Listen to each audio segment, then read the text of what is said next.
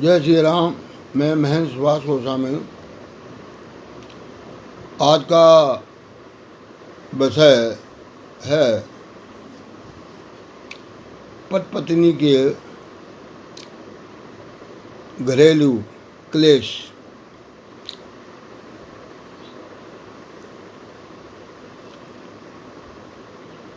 लगभग 90% से भी अधिक परिवार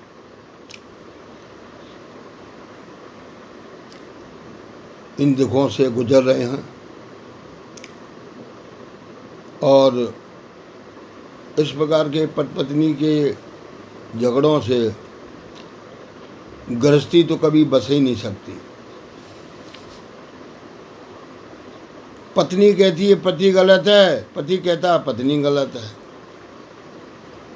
जबकि दोनों को मिल करके चलना चाहिए। नहीं चलेंगे तो गृहस्थी वो अपनी खराब करेंगे।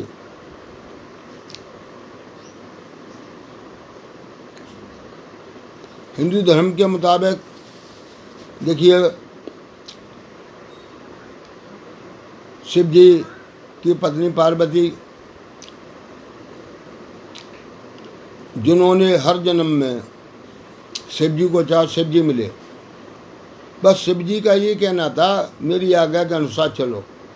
तो एक बार बिना आज्ञा के राम जी से मिलने चली गई। उसका परिणाम ये भुगता कि शिव जी ने उनको त्याग दिया, क्योंकि पति पत्नी का जो नाता रिश्ता बड़ा पावन होता है, पवित्र होता है और विश्वास पे चलता है, संशय पे नहीं। जहाँ विश्वास खत्म वहाँ प्रेम खत्म। तो शिव जी का जब विश्वास टूट गया तो उन्होंने पार्वती जी का त्याग कर दिया।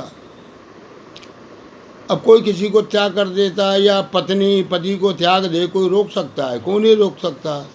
न कानून रोक सकता है, न विश्व रोक सकता है। लेकिन इस गृहस्थी को अगर बचाना है तो दोनों को मिलके ही चलना पड़ेगा, आपस में सहयोग रखना पड़ेगा। बिना सहयोग के काम नहीं चलता। अब हमारे पुराणों में दो कहानियों से शिक्षा मिलती है। देखिए, कहानियाँ तो बहुत हैं, जैसे सती सावित्री, उसकी नज़र पड़ी जिस पे, उसको बताया कि भाई ये 30 साल की उम्र में मर जाएगा। उन्होंने कहा यही मेरा पति है। यानी जो प्रतिपिता, जो पत्नी होती है, उसने एक बार जिसको देख लिया वो उसको अपना पति। और देख लो, इतनी भक्ति थी कि जमराज से भी उसने पति के प्राण लौटा लिए। और एक थी ये वृंदा, जिन्हें तुलसी भी कहती हैं, तो उनके पति जालंधर थे, जो राक्षस थे। पत्नी को रोज़ मारते पीटते थे। वो कहते भगवान का नाम ना लो, पूजा पाठ ना करो, रोकते थे। वो कहते मेरा ही नाम लो, लेकिन वो कहती मैं भगवान का भी नाम लूँगी, तुम्हारा भी नाम लूँगी। वो नहीं मानते थे। जहाँ तक इतना निर्दयता दिखाई उन्होंने, उसकी वृंदा की उन्होंने जवान भी काट दी।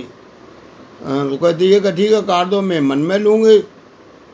तो वो इतनी सेवा करती थी कि उसके पति को कोई हाथ नहीं लगा सकता था।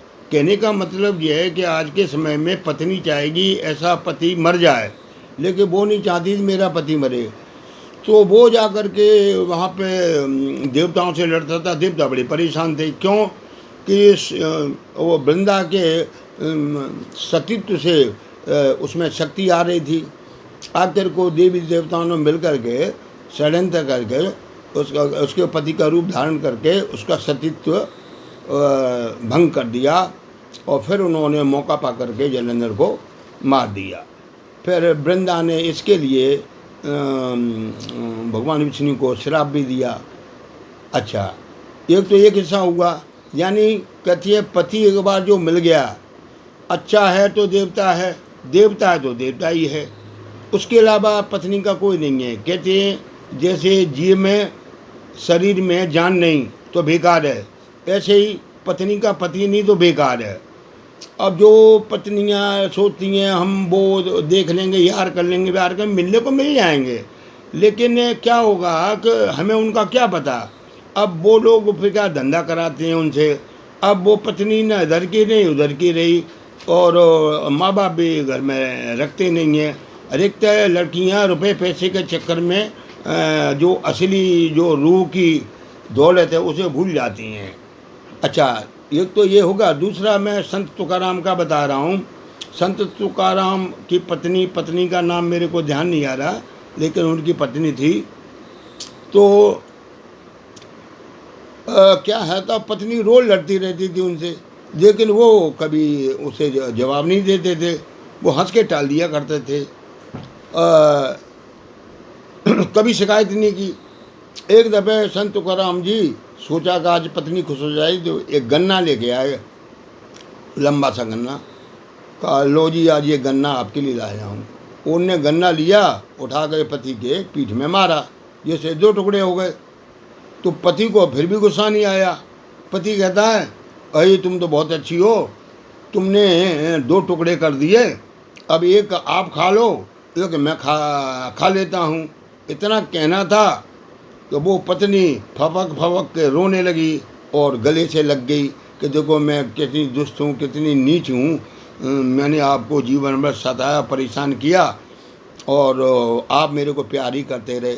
अब सवाल ये है कि कितनी तो औरतें वृंदा बनने को तैयार हैं, कितनी औरतें सावित्री बनने को तैयार हैं, कितनी औरत सीता बनने को तैयार हैं, और कितने लोग संत तुकाराम बनने को तैयार हैं। तो कहने का मतलब ये है कि ये आचरण अगर लड़की का और लड़के का ठीक है, थोड़ा बहुत नोक झोंक हर पत्नी में होता है, चलता रहता है, लेकिन इनको हल्के रूप में रहना चाहिए। लेकिन कई दफ़े जो लड़कियां हैं साधु संतों के चक्कर में पड़ जाती हैं। एक हरिद्वार का कोई किस्सा है, तो वो महात्मा ने कह दिया, ये आदमी तो तुम्हारा जो है राक्षस है, और तुम्हारा तो पति मैं हूँ। क्योंकि उसने ये भड़का दिया कि वो हर एक लड़की के लिए, औरत के लिए कह दिया था, मैं तुम्हारा पति हूँ, मैं तुम्हारा पति हूँ। लोग मान जाते थे, क्योंकि वो कहता था हम तो भगवान से हमारा कनेक्शन है। तो इस चक्कर में कई औरतों ने अपने घर उजाड़ लिए, क्योंकि उनने कहा जी अगर ये आप हमारे पति हैं और ये जो पति है ये राक्षस है, तो निपटाएं कैसे? कि हम निपटा देंगे। तो वो पत्नी ही पति को ले गई रास्ते में कहीं उसने मरवा दिया। आखिर को वो सब लोग पकड़े गए, वो जेल में, पत्नी भी और अन्य लोग भी, उसके घर वाले भी जेल में आजीवन कारावास हुआ। कहने का मतलब यह है कि विश्व में या हमारे भारत में मैं खुला चैलेंज देता हूँ, कोई तांत्रिक हो, साधु हो, महंत हो, हम तो दुनिया के सभी लोगों को हम जानते हैं, हम उनको चुनौती देते हैं। कोई अंत्र तंत्र मंत्र कहीं हो, ये लोग क्या है जो अनपढ़ गंवार लोग होते हैं उनको बेवकूफ़ बनाते हैं, वो उनकी बातों में आ जाते हैं। ऐसा कर देंगे, वैसा कर देंगे, वैसा कर देंगे, ऐसा कर देंगे। ये लोग सिवाय घर उजाड़ने के कुछ नहीं कर सकते, क्योंकि अनपढ़ गंवार लोग सोचते हैं इनके पास शक्ति होगी। शक्ति तो किसी के पास भी नहीं है। अगर शक्ति होती तो हमारा हिंदुस्तान का ये हाल होता। शक्ति हो तो मैं भी प्रधानमंत्री बन जाऊं, राजा बन जाऊं। तो ये जो है ना, भगवा चोले में अधिकतर धोखेबाज लोग ज़्यादा हैं चारों तरफ, जो कि भोली भाली जनता को पैसा भी ठगते हैं, रुपया पैसा भी लूटते हैं। प्रसाद के रूप में ये जहर भी दे देती हैं और घर मकान पे कब्जा कर लेते हैं। तो कहती हैं कि जहाँ जहाँ पैर पड़े संतन के वहाँ पे होगा पनिया ढार। तो ये लोग सड़क छाप हैं, कहीं भी कोई भी सज्जन सिद्ध पुरुष किसी के घर नहीं जाएगा, क्योंकि उसे कोई ज़रूरत ही नहीं है। इसलिए मेरा कहने का मतलब है कि पति पत्नी को आपस में प्रेम से रहना चाहिए, मिलजुल के रहना चाहिए, और उनके मामलों में बाहरी व्यक्तियों को दखल नहीं देना चाहिए। दखल देने से उनके संबंध और खराब होंगे। अब मैं वीडियो को अब मैं यहीं विराम देता हूँ, दूसरे वीडियो में मैं अन्य चीज़ें मैं बताऊँगा।